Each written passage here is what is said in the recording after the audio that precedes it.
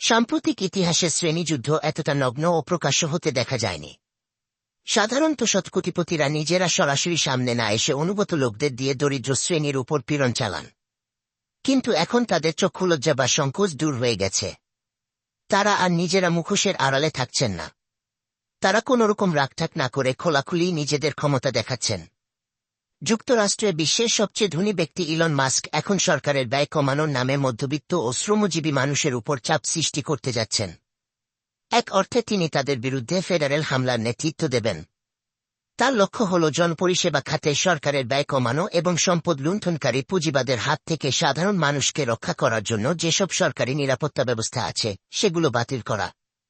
Elon Musk সরকারি ব্যয় কমানোর কাজে যাকে পাশে পাচ্ছেন তিনি আরেকজন শতকোটিপতি। তার নাম বিবেক রামাস্বামী। এই কাজ করার জন্য তারা যাদের নিয়োগ দিচ্ছেন তারাও একজন অতিধনী ব্যক্তি। মজার ব্যাপার হল তারা এই কাজের জন্য কোনো পারিশ্রমিক নেবেন না। শুধু উদার হৃদয় থেকে রাষ্ট্রকে ভালোবেসে তারা এই কাজ করবেন। $400 বিলিয়ন বেশি সম্পদের মালিক মাস্ক বলেছেন, আমাদের খরচ কমিয়ে নিজেদের সামর্থ্য অনুযায়ী চলতে হবে। খেয়াল করে দেখুন, এখানে আমরা বলতে তিনি কিন্তু নিজেকে বোঝাচ্ছেন না, তিনি আসলে সাধারণ আমেরিকানদের কথা বোঝাচ্ছেন। আসলে ধনিক শ্রেণীর কর কমানোর মতলবেই ট্রাম্প ও মাস্ক ফেডারেল বাজেট কাটছাট করতে চান। এই দুর্ভাগা শ্রেণীর নাকি বিশেষ সহায়তার প্রয়োজন। 2020 সাল থেকে যুক্তরাষ্ট্রের 1-2 জন শীর্ষস্থানীয় ধনী ব্যক্তির সম্পদ মাত্র 1.3% বেড়েছে। সম্মিলিতভাবে এই অসহায় ব্যক্তিরা এখন মোটে $2 ট্রিলিয়ন মালিক। মাস্ক যে লক্ষ্য ঠিক করেছেন তা বাস্তবায়ন করা প্রায় অসম্ভব। তিনি দায়িত্ব নেওয়ার সময় বলেছিলেন তিনি ফেডারেল ব্যয়ের $6.75 ট্রিলিয়ন থেকে $2 ট্রিলিয়ন ছেটে ফেলবেন, যা কিনা পুরো ঐচ্ছিক বাজেটের। ঐচ্ছিক বাজেট হল যুক্তরাষ্ট্রের ফেডারেল সরকারের সেই বাজেটের অংশ যা কংগ্রেস প্রতিবছর নতুন করে অনুমোদন দেয় এবং পরিবর্তন করতে পারে। এই বাজেট থেকে বিভিন্ন সরকারি সংস্থা ও প্রকল্পের জন্য অর্থ বরাদ্দ করা হয় চেয়েও বেশি। ইলন মাস্কের মূল উদ্দেশ্য পরিষ্কার, তা হল একটি কঠোর ব্যয় সংকোচন। আর এটি করা হলে বেশিরভাগ আমেরিকান মারাত্মক ক্ষতির মুখে পড়বেন। যদি মাস্কের পরিকল্পনা সফল হয় তাহলে তা মানুষের জীবন ও প্রকৃতির উপর কী প্রভাব ফেলবে তা বোঝার জন্য আর্জেন্টিনার দিকে তাকালেই হবে। সেখানে 1 বছর ধরে একই ধরনের একটি পরিকল্পনা বাস্তবায়ন করা হয়েছে। সেখানে প্রেসিডেন্ট হাভিয়ের মিলেই আন্তর্জাতিক পুঁজিপতিদের স্বার্থ রক্ষায় শ্রেণীযুদ্ধ চালাচ্ছেন।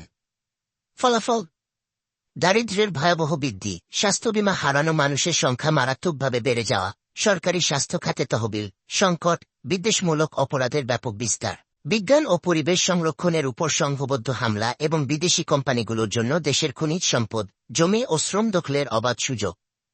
মাস্ক ও রামাস্বামী যে ব্যাপক ব্যয় সংকোচন ও নিয়ন্ত্রণ শিথিল করার পরিকল্পনা করছেন তা বর্তমানে ইউরোপ ও আমেরিকায় জনতুষ্টিবাদী নিষ্ঠুর রাজনীতির অংশ। এই নীতিতে শাসকের কাছে জনতার দুর্ভোগ কোনো বিষয় নয়। সেখানে সরকারের সমর্থকেরা ততক্ষণ খুশি থাকবে যতক্ষণ তাদের শত্রুরা, বিশেষ করে অভিবাসীরা, আরও বেশি কষ্ট পেতে থাকবে। মাস্ক নিজেও এই ঘৃণার রাজনীতির একজন নেতা। তিনি দেখিয়েছেন ভোটাররা আসলে কেমন আছেন তা তার কাছে গুরুত্বপূর্ণ নয়, বরং তারা অন্য গোষ্ঠীর তুলনায় কতটা ভালো আছেন সেটাই মুখ্য। বিশ্বজুড়ে এখন যে শ্রেণী সংগ্রাম শুরু হয়েছে তার মূল কারণ হল দুটি বিশ্বযুদ্ধের পর দুনিয়ায় যে সাম্যবাদী ও গণতান্ত্রিক ধারা তৈরি হয়েছিল তা ধীরে ধীরে বিলীন হয়ে গেছে। আমরা 1945, 1975 কালপর্বকে স্বাভাবিক গণতন্ত্রের যুগ বলে ভাবি। কিন্তু একটি ব্যতিক্রম বাস্তবতার কারণে এই সময়কে আমাদের কাছে গণতন্ত্রের যুগ বলে মনে হয়েছে। যুদ্ধের কারণে শাসক শ্রেণীর ক্ষমতা দুর্বল হয়েছিল বলেই তখন সে ধরনের রাজনৈতিক অবস্থা তৈরি হয়েছিল। কিন্তু এখন দেশগুলো আবার সামন্তবাদী শাসনের দিকে ফিরে যাচ্ছে। 20 শতকে এমন শাসন ব্যবস্থাকে ফ্যাসিবাদ বলা হতো। সেখানে ক্ষমতা ছিল রাজাসম্রাটদের হাতে।